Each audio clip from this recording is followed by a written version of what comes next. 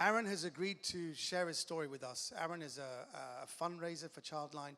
He's already raised £94,000 for the charity through his efforts. Yeah, it deserves a round of applause.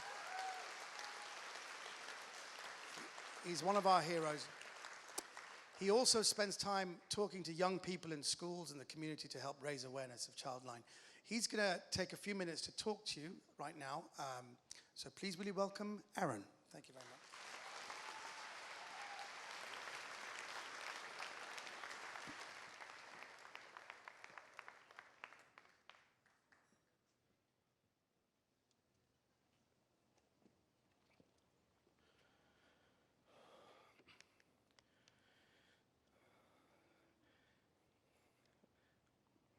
I guess the best place to start with any story is the beginning.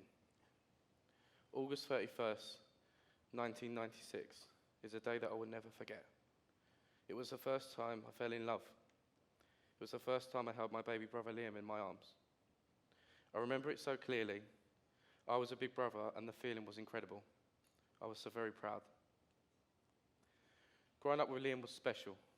We shared a room together and we were extremely close. I know it sounds cliche, but he wasn't just my brother, he truly was my best friend. Although I was 8 years older than Liam, I always admired his maturity and unique outlook on life. He was wise beyond his years and had a standout love for Johnny Cash. Liam had the biggest heart.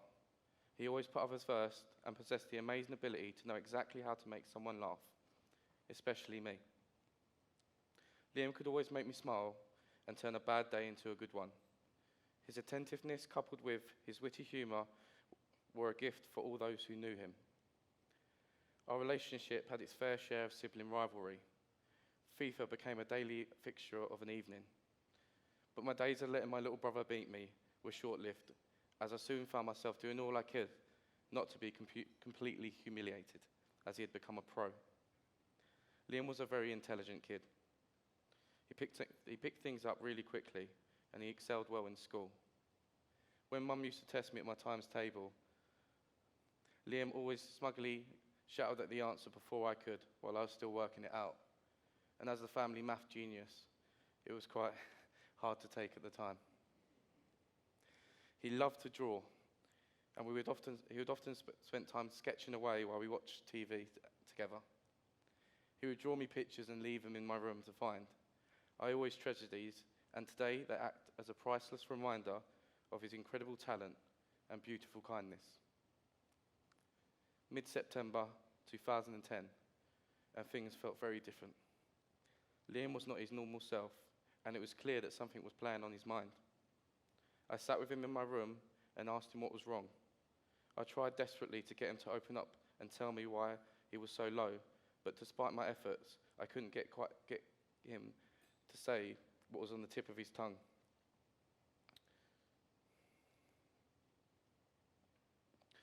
I couldn't understand why my normally quiet yet happy brother seemed to be a shadow of his former self.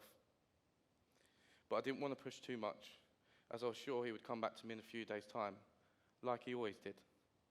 And we would talk about things that were bothering him, and that would be my opportunity to help and make things all okay. Or so I thought. A couple of weeks had passed, and Liam had not spoken to me. That day at work, all I could think about was him, so I decided to skip gym and go straight home and see if he fancied a game of FIFA. I was hoping to cheer him up and ask him to come with me to choose a car that weekend, which would eventually be his 18th birthday present. I missed my normal lift home from work, so I got home a little bit late, and Mum told me that Liam was in the bath. So I ran upstairs and knocked on the door, but there was no answer.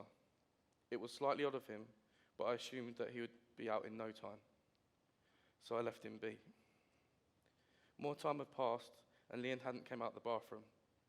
So I knocked again, and there was still no answer. So we forced the door open.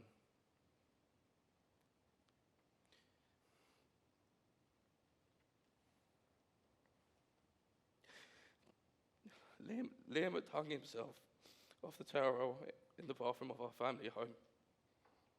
He was only 14 years old.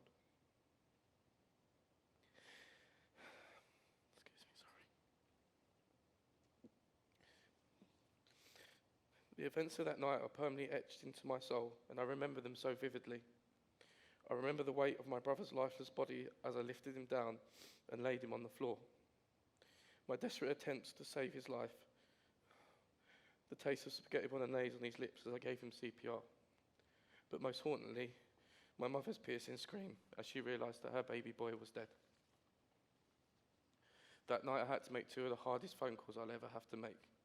To ring my father and my brother to tell them what had happened, to let them know a piece of their heart will forever be broken beyond repair. The days, weeks and months that followed Liam's death were unbelievably difficult as we all tried to come to terms with what had happened. I watched on helplessly as those I loved so dearly struggled to cope. My parents reliving every moment leading up to Liam's death, wondering if they could do anything differently, torturing themselves and each other with the feeling of guilt and remorse. When they could no longer cope, they drank to numb their pain. The shoulders which once hoisted my brother up them in moments of joy were now where a grieving mother and a father lay their heads to sob, and the family home became a constant reminder of what once was and what would never be again. Over time, me and my family accepted that we could not do anything to change the fate of Liam had chosen for himself. We were helpless in this decision, and so was Liam when he made it. Despite being surrounded by people who loved him more than anything in the world, he felt helpless and alone. That is incredibly hard for me to say, because I was his brother, and I couldn't protect him. But I can today, with your generosity and kindness, protect children like him, who haven't made that decision, by raising money for Childline. Take it from me, someone who knows, not only through what happened to Liam, but also through my fundraising, and the incredibly brave people that I met that are now adults, who have had terrible childhoods stolen from them, but are here today because they had Childline to turn to in their time of need. I'd like to thank you for giving me this opportunity to share Liam. This is a very special evening for me, and extra special because it's actually my birthday today. And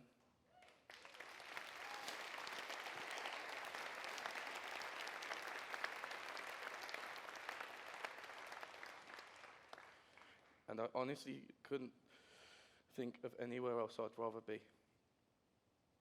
So I'm going to ask you for a gift in the form of a pledge. Not for me, but for Liam and Childline, but most importantly, for the thousands of children that they support. You will notice on your table there are pledge cards, which look a bit like this. And on them, they share the money that you can donate and how many children you can help by doing so. I want you to take a moment to think, not about just helping one child, but think about helping many. In fact, please help a huge amount of children if you have the ability to do so. Believe me, there are endless number of children out there who really need your support. And I want you to see in your hands, this is an opportunity to give hope to a child who only knows despair, to provide a better tomorrow for a young person who only knows the fear of today, and to become the brightest light for so many children in their darkest hour. My brother felt that he had to suffer in silence, but from the bottom of my heart, please give what you can tonight to make sure other children don't have to. Thank you.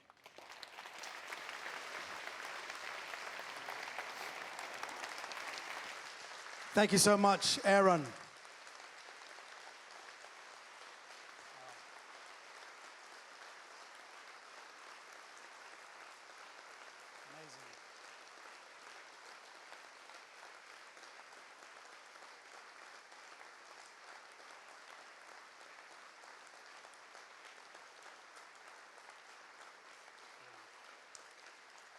Takes a huge amount of courage to get up here and tell that story.